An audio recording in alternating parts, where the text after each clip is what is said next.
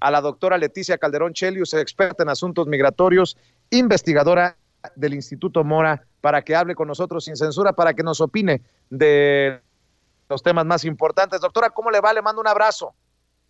Muy bien, Vicente, acá con calorcito de Semana Santa, ¿verdad?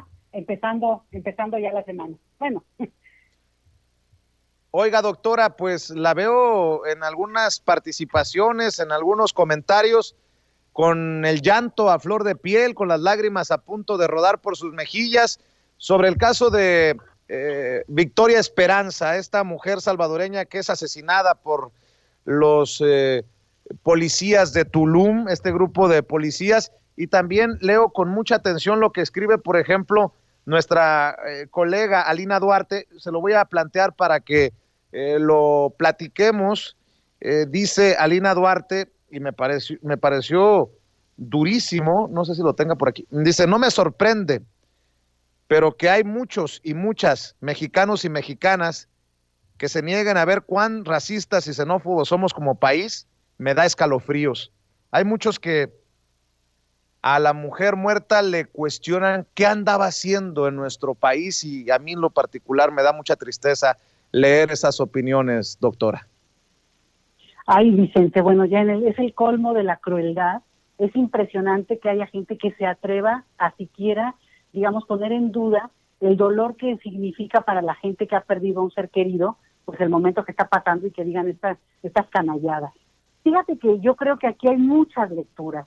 Una de ellas tiene que ver con, obviamente, la historia personal de quien fue brutalmente asesinada, desafortunadamente, pues, en una situación muy rápida que le causó la asfixia y falleció de manos de la policía. Y ahí ese es el punto de la autoridad mexicana en Tulum, sí, pero podría haber sido en cualquier parte del país. Y ese es el primer detalle que yo creo que hay que resaltar.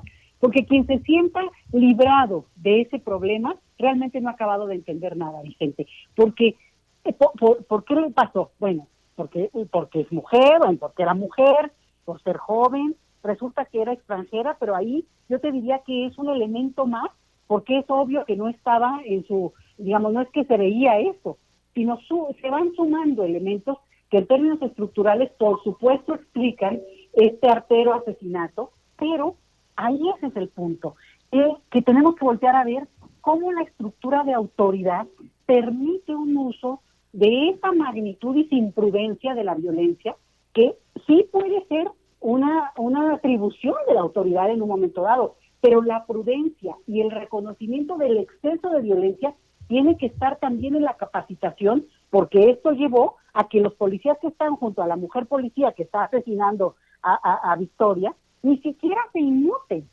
Y repito, Vicente, el nivel de estupidez de quien se atreve siquiera a tratar de explicar por qué le pasó o justificarlo de alguna manera absurda, lo que provoca es que no han entendido que le podría haber pasado a cualquiera, y a los mismos que lo están diciendo. Doctora, y ahí ese es el punto.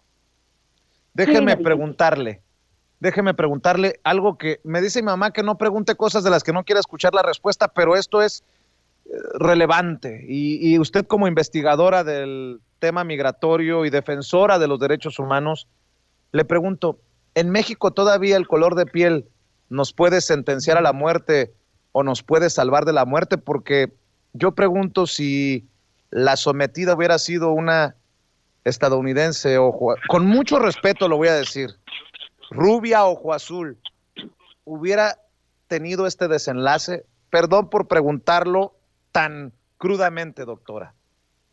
No, yo creo que tú das en el clavo, Vicente. Hay un elemento en términos de racismo estructural también, que su condición de mujer, también ese es otro dato, ¿no? Que habrá los absurdos que digan que por qué andaba en la calle o por qué simplemente andaba circulando, ¿no? O sea, ese es el nivel extremo, pero tienes razón al preguntarlo, porque no sería solamente el color de la piel, sino la presunción de clase social. Porque fíjate que además en el lugar donde se dio esta tragedia, hay muchos, como tú dices, estadounidenses, digamos, más de perfil sajón, vamos, ¿no? O europeos incluso, que podrían haber recibido un trato igualmente brutal si aparentaran, digamos, un estilo más hippie, vamos, ¿no? De muy al estilo de esas playas. Y ahí es donde yo te diría que también hay un sesgo de clase, no solamente, digamos, racial, y ahí esa asociación claramente se vio, y no es que por eso la asesinaron, pero sí se permitieron someterla, se permitieron no darle ni siquiera oportunidad de aclarar, o en su caso detenerla y aclarar el asunto a nivel de, digamos, de la autoridad, ¿no? O sea, aquí este es el punto donde cuáles son los protocolos, dónde está lo que le corresponde a una autoridad en la calle de llevarse o no a una persona y no someterla con esa brutalidad. Y tienes razón, entra esta arbitrariedad que les permite a ellos decidir por encima de la vida de la persona. Pero ojo con un dato, Vicente, y esto es lo que es todavía más cruel. Si no se hubiera filmado, Vicente, estaríamos hablando de un caso más, de una tragedia más, como todos los días lo mencionamos, pero no necesariamente estaríamos como con la historia completa, el rostro, la trayectoria, la situación, incluso el tipo de visado que tenía la persona, y eso es lo que me parece muy grave, porque un mes antes hubo el caso de una chica guatemalteca, y cada día se escuchan, en el caso de personas extranjeras que cruzan por nuestro país, o en el caso de Victoria, que ya radicaba en Tulum desde hace más de 2 años. Entonces, aquí el asunto es que no nos quedemos con digamos, el supuesto de que, porque era extranjera, ese es un dato, porque era mujer, ese es un dato, porque presumiblemente era pobre por el contexto en el que se dan todas las cosas, es otro dato, por el color de piel es otro dato, pero ahí es todo junto que provoca un cóctel que le permite a la autoridad usurpar una función que no le corresponde, de excederse de la manera como lo hizo, y que es muy probable, y por eso insisto, tú das en el clavo, en que otra persona, un turista VIP de perfil o de apariencia con recursos, es muy probable que igual podrían haber estado gritando borrachos, jóvenes de estos Spring Breakers, y no les hubieran, hecho este mismo procedimiento. No digo que no los hubieran detenido, y no digo que no tuvieran un nivel de brutalidad, pero el exceso que vimos acá, y que además lo pudimos constatar, junta todos estos elementos de una manera demasiado clara, Vicente. Claro. Es una tragedia, pero no es una tragedia ni local, ni solamente para un grupo. Puede serlo para cualquiera y puede ser en cualquier parte del país. Déjeme, por cuestiones meramente de tiempo, doctora, pedirle para cerrar un segundo tema, una segunda reflexión. Lo del INE. El INE que ha asumido un papel ya no de árbitro, sino de actor y protagonista. Yo sé que el árbitro dicen que siempre queda mal, dependiendo de qué grada se vea el partido. Pero aquí queda claro que los Murayama, los Lorenzo Córdoba, le entraron de plano a patear el balón, como lo he dicho una y otra vez, y ahora tenemos un verdadero merequetengue, y por más que nos diga el INE que el 60% de la población confía en el Instituto Nacional Electoral, creo que todo esto que nos ha tocado ver y vivir en las últimas 2 semanas deja muy mal parado al árbitro rumbo a una elección histórica, y eso es lo que nos debe de ocupar y preocupar, doctora. Sí, Vicente, creo que es muy grave lo que están haciendo algunos personajes desde el INE, y eso me preocupa por una razón, porque el INE sí es una institución fundamental para el sistema democrático que hemos construido.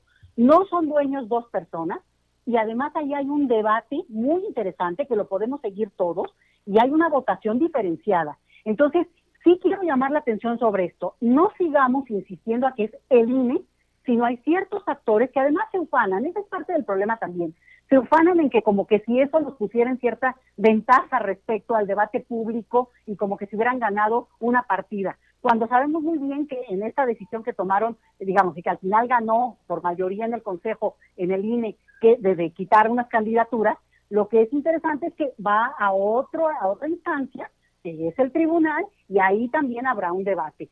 Yo creo que hay que tener como mucho cuidado con esto, porque claro, el árbitro se lleva la requisla siempre, pero de repente cuando ese árbitro está compuesto de un colegiado, donde hay un debate intenso y no todos los miembros de ese grupo ni piensan igual, ni opinaron, ni estructuraron su decisión para cómo votar, tuvo los mismos elementos, creo que estamos ante un órgano complejo que además va a estar más allá de estos personajes que hoy se ufanan de tener el balón de su lado, Vicente. Entonces, yo sí diría, y como bien dices tú, bueno, que de repente parece como que el INE vuelve un actor, bueno, se vuelve un actor de alguna manera, pero que pierde la credibilidad, y eso es el peor problema que estamos viendo, y es que esa autoridad que tendría que cuidarlo, incluso la manera como parafrasea, el momento en que deciden ciertas cosas, lo que están haciendo es patear una institución que es nuestra, no de ellos, Vicente. Entonces, más bien yo les cambiaría el argumento y diría, tan hay que defender al INE, que hay que empezar a ver los signos, Vicente, a los actores mismos, porque ellos eventualmente saldrán y el INE debe subsistir porque es una instancia importantísima, como en su caso es el tribunal, como lo es de los magistrados, las fiscalías. El problema son cómo lo están llevando a cabo o cómo se está ejerciendo la justicia, el poder, lo que tú me digas, pero no nos dejemos, jalar por esta idea de que no sirve la institución, no. ¿Cómo están actuando algunos personajes? Y hay que observar, por tanto, la manera en que se da también un debate al interior de esas instituciones, Vicente. Claro que sí, doctora, y como siempre le pido el apoyo a la gente que nos sigue sin censura, porque usted es muy activa en redes sociales, sobre todo en Twitter, para que la busquen en @LetiChelius y que la empiecen a seguir en Twitter nuevamente, @LetiChelius. La doctora Leticia Calderón Chelius, experta en asuntos migratorios, investigadora del Instituto Mora, muy orgulloso de tenerla como parte de esta familia de colaboradores, de analistas. Le mando un abrazo como todos los martes, doctora, y que pase excelente tarde. Lo mismo, Vicente, y honrada de ser partícipe de este proyecto. Gracias, Vicente. Gracias.